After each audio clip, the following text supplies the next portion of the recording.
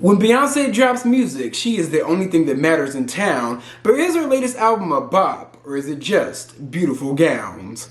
Let's discuss.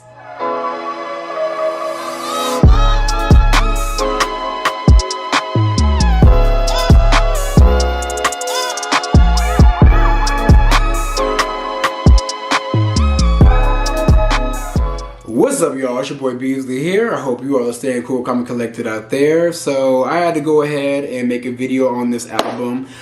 There was a delay in the content this week. I was busy, and I also had to go ahead and sit with this album. I listened to it probably about 5 or 6 times in a row, back to back. And on top of that, I even went out on Friday to this club called Belvedere in Houston. I think they do like a little black gay Friday night. My friend Jacoby, who always is the main person that drags me out of the house, he was a part of the promo team. So they all had a section. I was able to get into their section. I'm very thankful to be in their section because, baby, I didn't pay for a single thing that night. And we even had the porn star by the name of Cash De Niro in our section as well. That was pretty much a sight to see. They had strippers everywhere. Like, that's what the Beyonce album is about. It's about gay culture, basically. Like, that's what house music is derived from, the gay culture, the gay lifestyle, you name it. But you guys, I've said this before that I want to go up for black content, and let me cover my bases real quick because I am a member of the Beehive. I love Beyonce. Beyonce was the first woman in music that I fell in love with, like, straight out the womb. Beyonce and Little Kim, those were the two queen bees, literally, that I looked up to and just admired and loved. But one thing that I'm not going to do is get on this internet, Beyonce's internet, and lie. I'm not gonna lie to y'all, my subscriber base, the Beasley bunch, whatever you guys want to be called. I'm just not going to lie. Like, I tell my honest thoughts, my honest truth, and how I feel about something. Was this album bad? No. Was it Beyonce's best album? Absolutely not. Y'all, I sat with this album. I wanted to love this album. I wanted it to be like the next best thing. And on top of that, every major artist in this past year, in the past 2 years, has just immensely disappointed me because I was not vibing with a lot of these artists' content and rollouts like I did in the past. And it's just like, what is going on in music today? We're going to talk about that towards the end of this video, but I have just been disappointed time and time again. Like, with every artist that I love, every A-list artist that's out there, all of them except for maybe like Nicki Minaj, like in recent years, have just disappointed me. And y'all, when I first heard this album, like, I was disappointed. I just gotta keep it real with you guys. I never thought that I would be talking about a Beyonce album like this, but baby, this album, it was not the level of greatness I come to expect to Beyonce. This was an off album for Beyonce. Now, I will say this. The entire body of work may grow on me with time because this is new. This is a new sound for Beyonce. And, I extend grace to artists that want to experiment with a new sound, especially artists that have been in the game for 20 plus years, and we come to expect the same thing from them. Like, I appreciate the switch up, but you could switch up a little bit in one body of work, but yet still remain true to who you are. And I feel like this Beyonce album, like this latest album, did not remain true to who Beyonce is. Now, like I said, I may not be a fan now, but I may end up loving it later because that's exactly how I felt about Solange's last album. When I Get Home, when I tell you I thought that album was just absolute trash, hated it, absolutely hated it, and then it slowly became one of my most favorite albums of all time. So I'm hoping that is the same feel that I get later on with this Renaissance album, but right now the album is just okay, borderline mediocre. But I will say there were some positives. There were a good amount of songs that I did like from this album. Like, starting out from the very beginning, I did like Cozy. I really love Cozy. Alien Superstar, I half like. I love Energy, and I love how Energy transitions into Break My Soul. Break My Soul, that was a song that leaked, and I had time to actually sit with that song and listen to it. I must say, you guys, I had a really bad week at the beginning of July, and the song Break My Soul got me through that entire week. Like, I was just chanting that song it was like affirmations. Like Break My Soul was like a word of affirmation song, especially during these hard ass times that we're going through. That song got me through a very, very tragic week. I like Church Girl, which I low-key think is about Chloe Bailey. I love Virgo's Groove. Love, love, love that song. And the last song that I'm not fully sold on right now, but I feel like I may end up liking later on, is the song Heated. My coworker Jess, who has become like a very good friend of mine, like she loves that song. And I went back and listened to it today, and I must say I can see it growing on me later down the line. The last song that I half like is the song Pure/Honey. I like the beginning of that song. The other half of that song to me is kind of trash, but the beginning sounds good. Overall, y'all, for a Beyonce album, this thing just felt off. Like this whole entire rollout was off because I feel like there was barely any hype or build up, because for one, Break My Soul leaked and she went ahead and just like released that. Like she released it so fast to a point where she got ahead of it. Like you didn't even know that Break My Soul leaked, but that song was the first song that creeped on and out of there. Couple that leak with the fact that 2 days before the official rollout of the album on July 29th, the album leaked in the UK on the 27th. It was either the UK or Russia where the album leaked. You know, Russia's always up to some shenanigans. But this is like the first time I want to say a Beyonce album like leaked, and now I understand why she's so secretive with her content.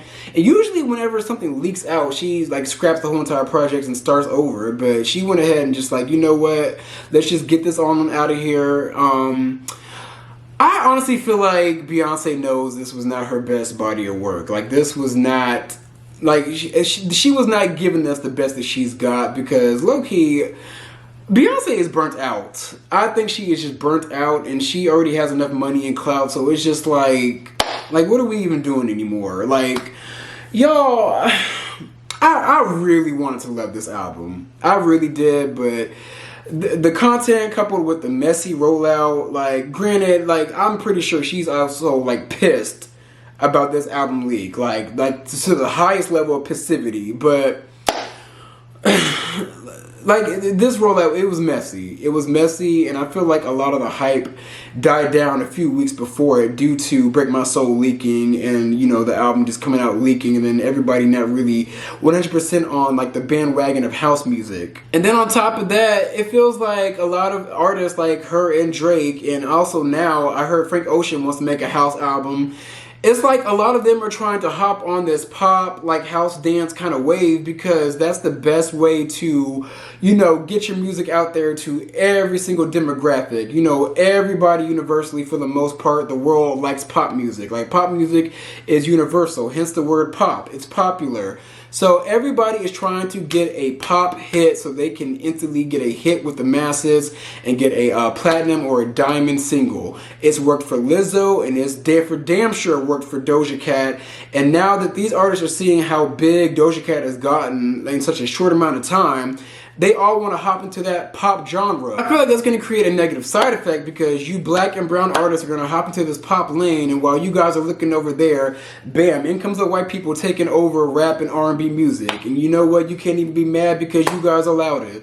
Now, granted, I like all forms of music. There are some white rappers that I do like. I think the last white artist that I could extend my grace to was Iggy Azalea, because her music was good. But after that, like, I don't really have any more space or bandwidth for white rappers. I mean, I do kind of like G-Eazy too, but that's about it. Sorry, y'all, I don't know if y'all heard that, but my best friend's dog is in front of me farting up a storm, so I do apologize if you guys heard that noise. But anyways, next thing I want to talk about is, coupled with this rollout, this messy rollout, a lot of the backlash came from another artist by the name of Kelis. If you guys don't know who Kelis is, she is a big time artist from the late 90s and the early 2000s. She started out as like a she was mainly like a pop singer to me. You know, they like to put the black girls in the R&B category, but Kelis was a pop singer. Her most popular songs were Milkshake and Bossy. And I love her songs from back in the day, like I Hate You So Much Right Now, and also Trick Me. Like, I love Kelis's music. She later on, like during her later years of music, she became a house artist, and I don't know, some of her music I was vibing with, some of it I was just like, okay girl, go to Germany. Kelis put Beyonce on blast, mainly because Beyonce didn't hit her up and, you know, come to her as a woman, you know, woman to woman, black woman to woman in this industry, like, hey, I just want to let you know that I love your content and I'm going to use one of your songs for my song, basically. And the reason why Beyonce didn't do that is because she went over Kelis to Pharrell and, what was that Asian dude's name that Pharrell used to be with in the Neptunes? I forgot his name. You know, I be having brain farts whenever I get on this camera, but Beyonce went through the proper channels to sample Kelis's music because Kelis does not own the rights to her music. Now, y'all, a lot of Beehive members and a lot of people wrote her off as angry, bitter, and pointed out and clowned her for not owning her music. And my thing is, I think Kelis understood that, but she just wanted Beyonce to, like, practice what she preaches, basically. Like, she said, like, you're a black woman and you, like, talk about woman empowerment.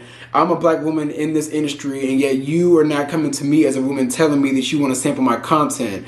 And I understand where she's coming from, and I'm extending Kelis a little grace because I do like Kelis, and with the fact that I think she's just emotionally angry. You know, she's been screwed over in the industry. Like, in the industry, it's been nothing but turmoil with Kelis in the past. I mean, she had issues with Nas, her ex-husband, and baby daddy. She had issues with Pharrell and the Neptunes, you know, basically signing her to a bad contract. And it's like she's not really, like, reaping the benefits of her hard labor in all the years that she put in music. Like, she's not making any money. Like, I don't think she's made a red cent off the song Milkshake, and that was one of her biggest hits of all time. I feel bad because she was chewed up and spit out by the industry. The industry, baby, one thing about tables, they will always turn, and they turned on her ass. But at the end of the day, Kelis, don't nobody owe you nothing. Don't nobody owe you nothing. Beyonce did not owe you that call. It would have been nice, but girl, this is how the tables turn. Like, you forfeited your rights, which is sad. You know, they do some trickery in these contracts, especially with the legal jargon, but girl, you got bamboozled. And you don't, the thing is, I feel like a lot of these artists, when they get signed, they don't realize, like, they don't realize the okie doke until the okie doke happens. And if you guys know what the okie doke is, it's basically like you get in here, you're blinded by these flashing lights, you're blinded by these people gassing you up, vibing with your content, boosting you, pushing you, boosting your ego, and all of a sudden they're taking your money behind the scenes and you don't realize it until you've like went on a world tour or sold like millions of copies. But getting slightly back on track, what do I rate this album? You guys, I give this album, I give it a 6 out of 10. A D for dick. I almost gave it a 4 out of 10, you guys, but I gave 1 point because she dedicated this album to her gay uncle that passed away due to complications with HIV, and also because it's Beyonce, so that's another point, so I bumped that 4 up to a 6. Baby, this album was low-key almost a miss. But yeah, y'all, I want to know what's going on. What's going on with the world? What's going on with the music industry? What's going on with entertainment as a whole? Because I must say, I don't know if I'm just a very tough critic or I just don't accept mediocrity, because I feel like in the past 2 years, I feel like the content has been mediocre, borderline less than mediocre, across the board. And I'm talking even from your faves, like Kanye West, Meek Mill, Drake, Kendrick Lamar. Like, I didn't like none of that. None of their content. I didn't like none of it. And you know, one thing that really bothers me is the mass amounts of people just telling me, you know, maybe this isn't for you. Maybe the music isn't for you. Maybe this Beyonce album isn't for you. And I'm just like, nah, man, like, I want to hear it. No. Fuck that. I want to support. I'm a fan of these artists. I want to support every project they put out. But I can't put my energy behind BS, especially when I know that you guys are capable for greatness.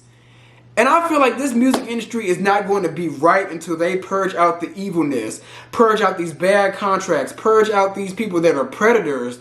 Like, like something is going on with this industry, y'all. Like, the content is subpar because I feel like a lot of these artists are making content out of fear. Fear that they're going to be dropped from their contract or dropped from the label or not able to make any money back. Like, I just feel like there's a lot of mess that ties into an artist not being able to make the content to their best abilities, because they have to worry about all this other bullshit, all this fucking bullshit, fulfilling these contracts, you know, posting on social media, appeasing these fans, appeasing these record execs, going to these parties, ass kissing, kissing ass, licking booty hole. Like, I just feel like there's so much fuckery that goes on to the music, and it's affecting how the content is made and the actual quality of the content. Like, I never thought I would like dislike a Kendrick Lamar album, but here we are. I ain't like a single song on that fuck ass album, y'all, and it's not even his fault. I don't know. I just don't know what is going on, you guys. I never thought that I would rate a Beyonce album a 6 out of 10. I didn't even give that rating to Sasha Fierce. Like, what is going on? TV's okay, but the movies suck. The music sucks. It all sucks. Like, this is not the best way to bring in the new decade, y'all. Like, I'm rambling and ranting, but I'm just not vibing with this shit. I can't get jiggy with this shit. I can't. I'm trying my hardest to support you guys, the content, everything, but y'all are either just burnt out or y'all just don't have it anymore. And that's okay, because maybe you just giving us the best that you got. But overall, you guys, I'm gonna cut this short because I don't want YouTube to cut this video. Let me know what you guys think about Beyonce's Renaissance album. Those are my views. Be sure to like, comment, and subscribe. I'm gonna come back at you guys with some more content.